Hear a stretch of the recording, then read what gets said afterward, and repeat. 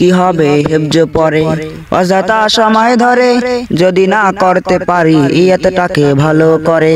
কি হবে হেফজ পরে অযথা সময় ধরে যদি না করতে পারি ইয়তটাকে ভালো করে কি হবে হেফজ পরে কি হবে হেফজ পরে কি হবে হেফজ পরে কি হবে রাতের বেলায় তিনটায় উঠা কষ্ট করে যদি না শোনাতে পারি সবকটাকে ভালো করে কি হবে রাতের বেলায় তিনটায় উঠা কষ্ট করে যদি না শোনাতে পারি সবকটাকে ভালো করে এর চেয়ে অন্য বিদ্যা পড়াটাই অনেক ভালো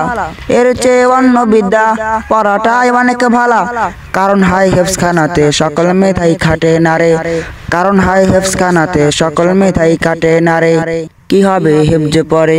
অযথা সময় ধরে যদি না করতে পারি ইয়তটাকে ভালো করে কি হবে হেফজ পরে কি হবে হেফজ পরে